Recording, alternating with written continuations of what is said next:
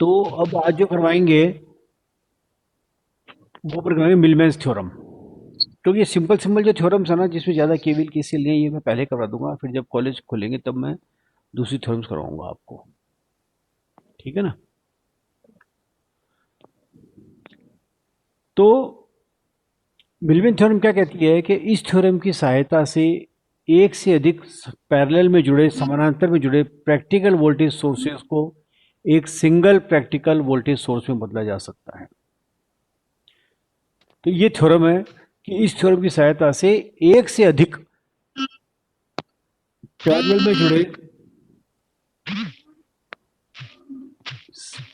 Practical voltage sources को single practical voltage source में बदला जा सकता है।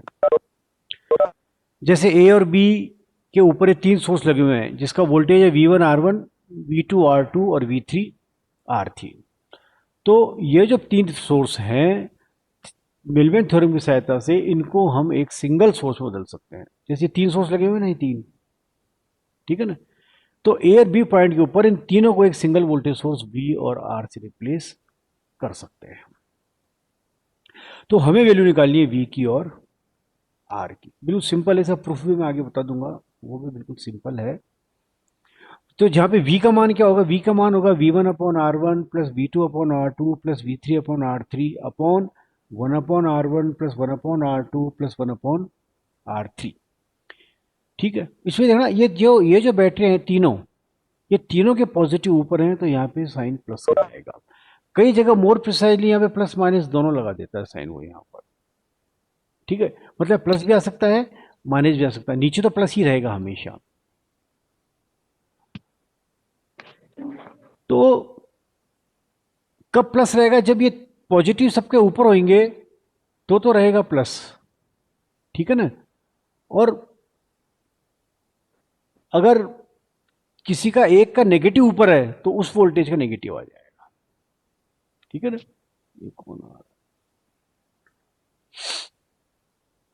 आर में तो 1/R1 plus 1/R2 plus 1/R3 है। इस आर का मान क्या होगा, this are equal to 1/1/R1 plus 1/R2 plus 1/R3।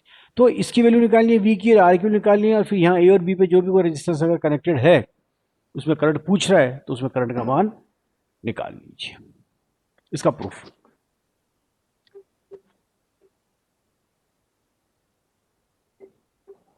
ये इसका प्रूफ है।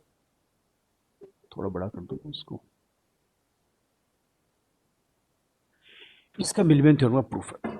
प्रूफ में क्या करेंगे कि जितने भी वोल्टेज सोर्सेस थे उन सभी को करंट सोर्स में बदल देंगे। ये जो वोल्टेज सोर्स है ना, ये वाले सबको करंट सोर्स में बदल देंगे।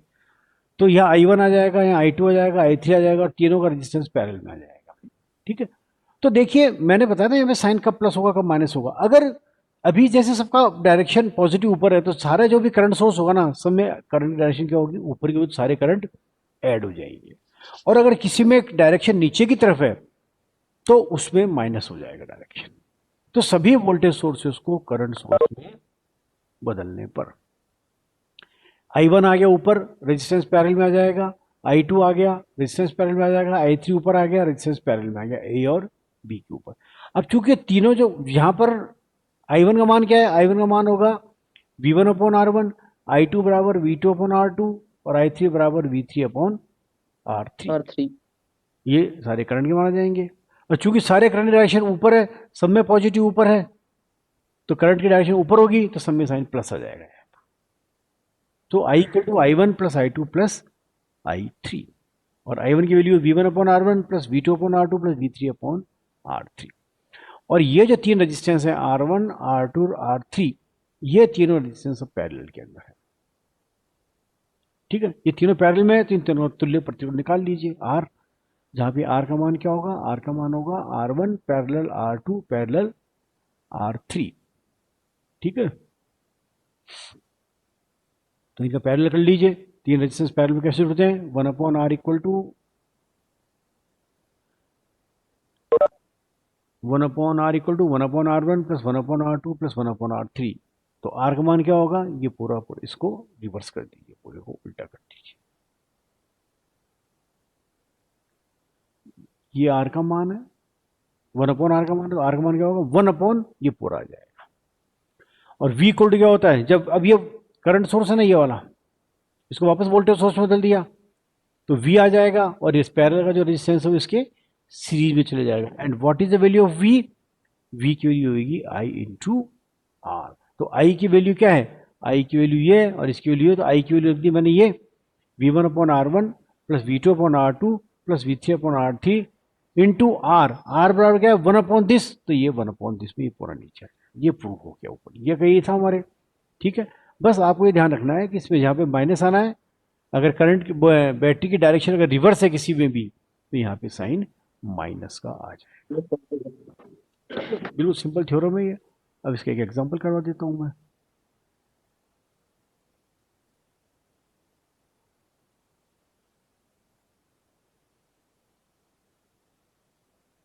ये इसका एग्जांपल है। क्वेश्चन क्या है, ये कह रहा है मिलमेन थ्योरम की सहायता से 5 ओम रेजिस्टेंस में धारा का मान ज्ञात करना है। बिल्कुल सिंपल क्वेश्चन है ये, इसमें ज़्यादा वो दिमाग नहीं लगाना। मिलमेन थ्योरम में जो क्वेश्चन आएंगे सिंपल ही आएंगे आपके, है ना। तो देखिए इसमें 2 ओम का रेजिस्टेंस है 50 वोल्ट बैटरी, 1 ओम का रेजिस्टेंस 3 वोल्ट की बैटरी, 2 ओम का रेजिस्टेंस 10 वोल्ट की बैटरी, और ये 5 ओम का रेजिस्टेंस निकालना है। तो अपने को मिलमेन थ्योरम के साथ करंट निकालना है। तो ये जो हमारा सेक्शन है इसमें मैं मिलमेन थ्योरम लगा दूंगा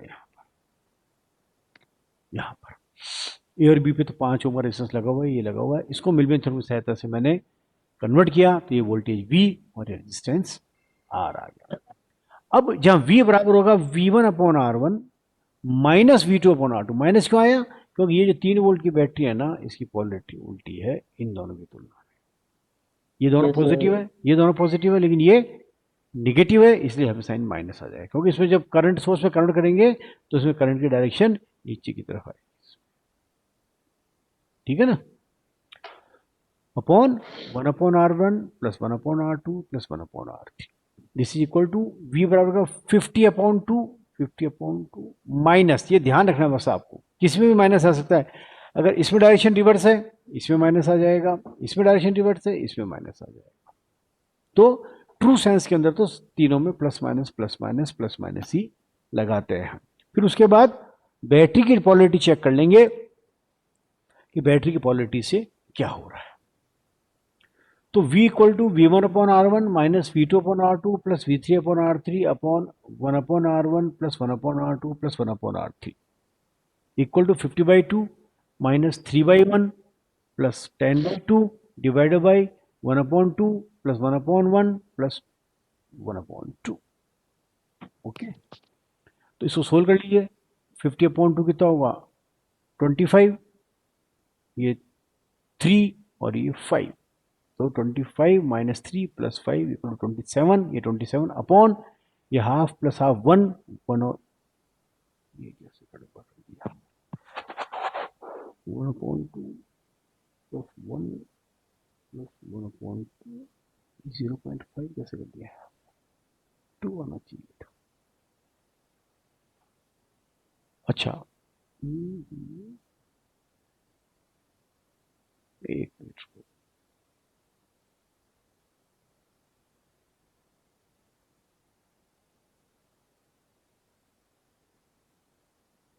वही होगा सर, कैसे भी कर लो। 2 होगा ये, तो यहाँ आएगा 0.5, तो होगा 1 अपॉन यहाँ 2, इसकी वैल्यू आएगी 0.5, तो आर की वैल्यू इसकी वैल्यू 2 आएगी, तो ये 2 आएगा वी की 27.2 रहेगी सर। है।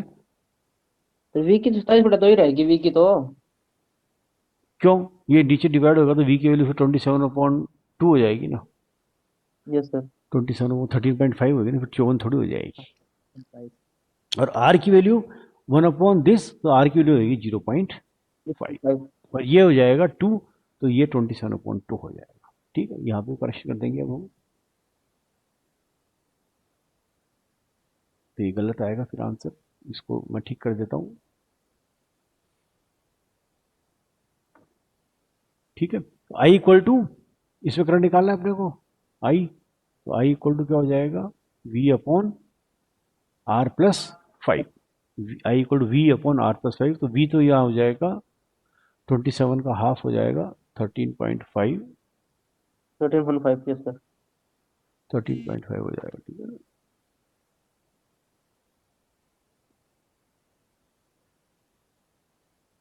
13.5 बस इट लगा लो सर नीचे। अपॉन 5 प्लस 0.5, तो 13.5 अपॉन 5.5, तो ये जो करंट आएगा ये 9.82 नहीं होगा ये, ठीक है। यहाँ से 0.5 निकाला तो वो सीधा यहीं रख दिया 0.5, जबकि 1/r के अंदर 0.5 है। So it's value is 13.5 divided by 5.5, 2.45 ampere. This is 2.45 ampere, 2.45 ये करंट आ जाएगा। तो इस 5 ओम रेजिस्टेंस में मिलवेन थ्योरम की सहायता से कितना हो जाएगा, 2.45 करंट आ जाएगा। तो कोई भी क्वेश्चन हो इसको इस प्रकार से करना है, ठीक है ना। आगे समझ में। तो इसको तो इसी तरह से करना है, इसमें कुछ ज़्यादा दिमाग लगाने की जरूरत है नहीं। उसमें और कुछ पूछना हो तो पूछ लो, सिंपल थ्योरम है तो इसमें कोई ज़्यादा है नहीं, ठीक है ना। तो मिलवेन थ्योरम की सहायता से, मिलवेन थ्योरम क्या करता है basically, number of parallel sources, number of practical voltage sources जो कि पैरेलल में कनेक्टेड हैं, उनको एक सिंगल प्रैक्टिकल वोल्टेज सोर्स पे कन्वर्ट कर देता है with the help of Millman theorem. तो इसमें अपने को केवल ये ध्यान रखना है कि V1/R1 जो अपन कर रहे हैं, तो इसमें माइनस साइन का ध्यान रखना है केवल, कि किसके अंदर माइनस साइन आएगा, रेजिस्टेंस में सब में प्लस साइन ही रहेगा। सर इस तरह का क्वेश्चन ट्यूटोरियल 1 में भी था, प्रैक्टिकल सोर्स का और करंट सोर्स का। ट्यूटोरियल 1 में तो इस टाइप का नहीं था। ट्यूटोरियल 1 में जो क्वेश्चन दिया था वो सोर्स कन्वर्जन की सहायता से करंट निकालना था। हाँ हाँ वही था। सोर्स कन्वर्जन की सहायता से करंट निकालना, तो वो सोर्स कन्वर्जन था, that is the source transformation. अपन ने इसमें सोर्स ट्रांसफॉर्मेशन से केवल इसको प्रैक्टिकल वोल्टेज सोर्स को करंट सोर्स में कन्वर्ट किया अपन ने, और फिर उस सर यूज तो वही किया है, इसका सोर्स यूज तो सोर्स कन्वर्जन ही किया है अपन ने, है ना। यूज तो सोर्स कन्वर्जन ही किया है, इसको प्रूफ करने में जो प्रूफ कर है ना अपन ने, उसमें सोर्स कन्वर्जन लेके फिर प्रूफ किया जी, ये वाला जो अपना प्रूफ है, ये सोर्स कन्वर्जन इसका क्या रिवर्स क्या कह रहे हो। हाँ, इसका रिवर्स भी आ जाएगा आने में, तो जैसे प्रैक्टिकल करंट सोर्स पैरेलल में है, इसको सिंगल करंट सोर्स में बदल सकते हैं अपन, या सिंगल वोल्टेज सोर्स में सिंगल को बदल पैरेलल में बदल सकते हैं क्या? क्या चीज। सिंगल करंट जैसे सिंगल पैरेलल सोर्स में अपन ने बदला इसको, तो क्या सिंगल को पैरेलल में बदल सकते हैं क्या? देखो सिंगल और तुम सीरीज या पैरेलल बोल रहे हो, सिंगल पैरेलल बोल रहे हो। जैसे सर अपन ने इसमें इसमें क्या है कि जैसे पैरेलल में लगे हुए थे तो उनको एक में ही कर लिया, हाँ मतलब सिंगल में कन्वर्जन कर लिया अपन कर ने। लिया। अब अब मैं ये सीरीज, बोल रहा हूँ, सीरीज में कनेक्टेड हो तो हाँ, हाँ तो लेकिन अब मैं ये हाँ बोलो। अपन ने क्या है, अब इसको रिवर्स करके अपन पैरेलल में कर सकते हैं क्या? रिवर्स करके कैसे पैरेलल में करोगे, जैसे इस V की वैल्यू अपने पास आई सपोज करो 7.5, हाँ, तो और ये रेजिस्टेंस कुछ, हाँ रेज कुछ भी हो तो कितने कितने सोर्स पे तोड़ना है, अभी तो इनफाइनाइट सोल्यूशन हाँ, होंगे उसके तो यार, इसको तो सोल्यूशन इसके लिए कोई थ्योरम वगैरह नहीं, नहीं है क्या? नहीं ये तो इनफाइनाइट सोल्यूशन होंगे इसके तो।